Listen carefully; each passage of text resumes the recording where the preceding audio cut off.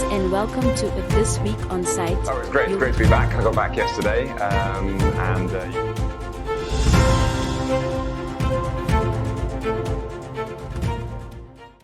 The much talked about SADC summit is finally here.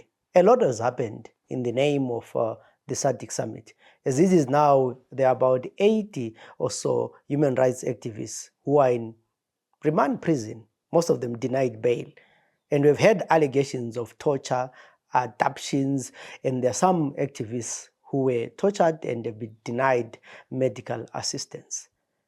So it is expected that the president of Zimbabwe is going to take over as the chairperson of SADC at this summit. It's a one-year tenure. Next year, we are Muntu Foot. My name is Zenzele Ndebele, and the program is This Week on Site.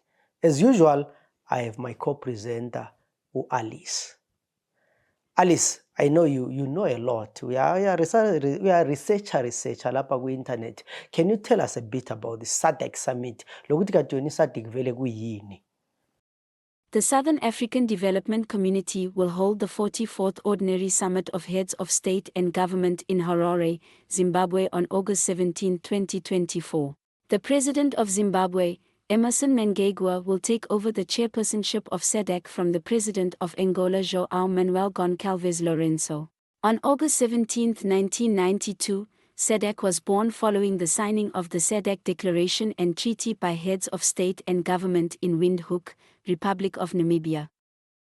SADC is an organization of 16 member states established in 1980 as the Southern African Development Coordinating Conference and later, in August 1992, transformed into the Southern African Development Community. Thanks, Alice, for that comprehensive information on SADC. You know, I realized that I've forgotten most of this information about the SADC, how many countries make up the SADC. This used to be my stuff in grade 7, learning about the SADC, but a lot has changed since then. And out of now, there are about 16 countries, and it will be interesting to see or to know how many of the 16 countries would attend this summit. Talking about government and national issues, the African Development Bank has released a report which they call the Country Focus Report. This is a 2024 Country Focus Report on Zimbabwe. And there are a lot of issues that are raised in that report. And maybe, as usual, Alice, take us through some of the highlights of this report. It is an excellent report that comprehensively covers a lot of issues on economy, infrastructure, and climate change, but what caught my eye was the issue of debt. The report says Zimbabwe's public debt is a significant challenge for the country's economic stability and growth. Zimbabwe's total public debt reached 96.7% of GDP in 2023, amounting to approximately $21.2 billion. This represents a substantial increase from $13.7 billion in 2021, driven primarily by the inclusion of additional liabilities such as the Global Compensation Deed for former farm owners and debts inherited from the Reserve Bank of Zimbabwe. A large portion of the debt increase comes from domestic borrowing, which rose to $8.1 billion in 2023 due to the issuance of treasury bonds. Zimbabwe's external debt includes arrears to multilateral institutions like the African Development Bank and World Bank, bilateral creditors, and the Paris Club. Notably, arrears account for over 70% of Zimbabwe's debt, reflecting years of unpaid obligations. Arrears and interest penalties are a significant part of the debt burden, making debt restructuring and clearance urgent priorities for Zimbabwe. Zimbabwe's debt situation, compounded by arrears and governance concerns, limits its access to concessional financing and international support, hindering its economic recovery and growth prospects. The report emphasizes that effective debt management, including restructuring and arrears clearance, is crucial for Zimbabwe to unlock external financing, create fiscal space for critical infrastructure investment, and attract foreign direct investment. In summary, Zimbabwe's debt is not only high but also largely unsustainable. Addressing this debt is critical to achieving economic stability and growth. The report estimates that Zimbabwe requires $5 billion annually to fast-track structural transformation by 2030. The current financing gap stands at $3.76 billion annually, casting doubt on the country's ability to mobilize sufficient resources. The report stresses that without structural transformation, the country will struggle to achieve the desired economic growth. So how do we achieve the upper middle income society by 2030? Really, I mean, the honest truth is that Zimbabwe is in debt, and it is in serious debt. And we need to do something about it. And the sad part, if you look at the amount of money that Zimbabwe owed in 2022 or 2018 compared to what we owe now, and if we don't realize what we are doing, is that our future generations would work for, I don't know, the rest of their lives trying to repay this debt. At some point, something needs to be done. Because we are talking about development and so forth, but it is an issue. And it looks like the 2030 dream or vision 2030 is just a pie in the sky. Okay, talking about 2030, I have a question. Is the president going or he is not going? Because there have been mixed signals when it comes to the issue of president extending his term of office or not extending. In a number of occasions, he has said that he's a constitutionalist, and when his time comes to retire, he's going to go. But we have seen a lot of ZANU-PF people, or almost all ZANU-PF provinces have actually, endorsed that it stays beyond 2030, and there's been a chorus that Bamnanga Govanenge Bashiripo 2030. But he has also been seen in some occasions or some events where he seemed to be encouraging people to be chanting the 2030 slogan. So it's like he wants to go, but he does not want to go. It's more like a coup that was not a coup. So the challenge that we have is that probably we underestimate Mnangagwa's intelligence. The man is intelligent, politically, because from 1980 up to 2018, he managed to survive in ZANU-PF.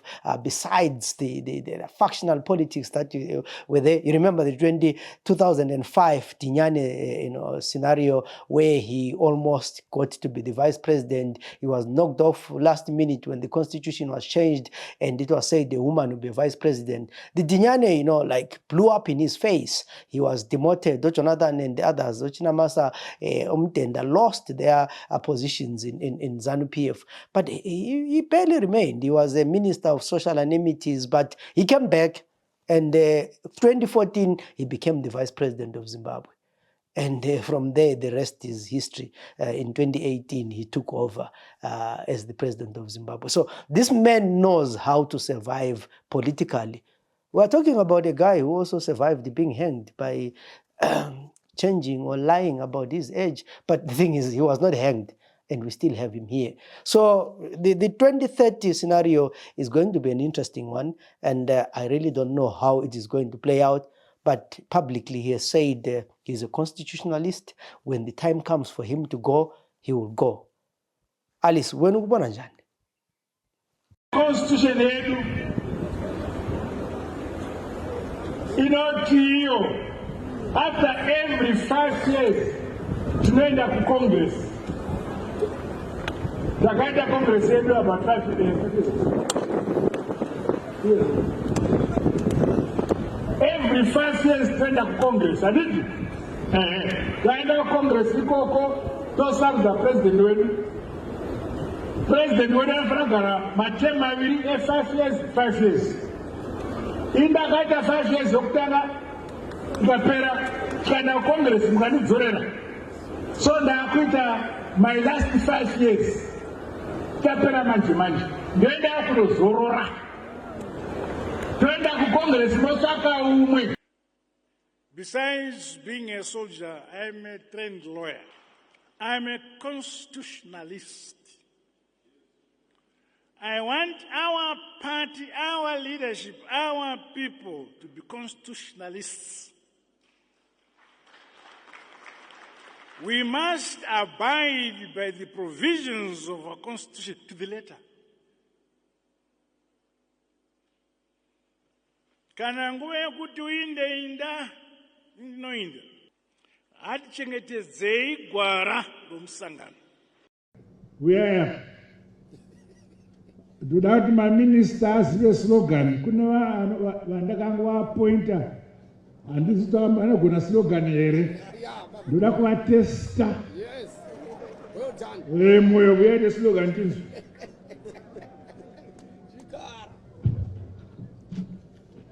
Baba Mnangagwa oye! Pamberi neZANU-PF. Vanenge varipo Baba Mnangagwa. 2030. Pasi nenhubu. Apasa deputy.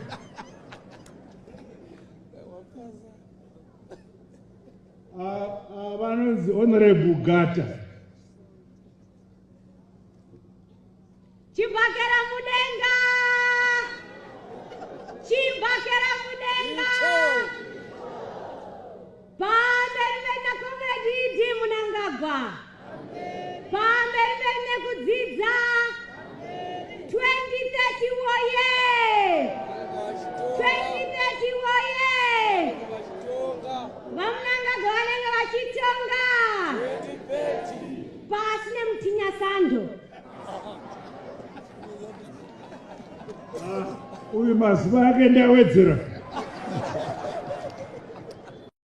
Well, only time will tell, but I suspect at some point he will say, "The people have spoken. The voice of the people is the voice of God." Bulawayo City Council finally released a press statement clarifying the issue of the HIV prevalence rate amongst women in Bulawayo after several media houses ran very censorial headlines claiming the HIV prevalence rate in Bulawayo is 90%. The City Council left this too late. They should have clarified the issue the very day the first story was published. The press statement will not be circulated as much as the stories were, and these are the kinds of things that lead to stereotypes. The city should be more proactive next time and respond on time. You don't put out a fire when the roof has already collapsed. It looks like misinformation comes in all shapes, forms, and sizes. And at the time where, it's really hard to sell news, sell newspapers, and at the time where everyone wants their story to trend, I think media houses and editors need to work extra hard to make sure that they fact check all the stories that they get from their sources, their reporters. Sometimes reporters are so much under pressure to do that story that will sell. And people tend to sensationalize, people tend to read things out of context. And I think this is an example. People should respect us. Don't forget to like, share and follow us on all our social media platforms. My name is Alice. And my name is Zenzele Ndebele. You can follow me on Twitter at Zenzele. Let's make a date again next week, same time, talking about the issues that make headlines in Zimbabwe. Enjoy your weekend.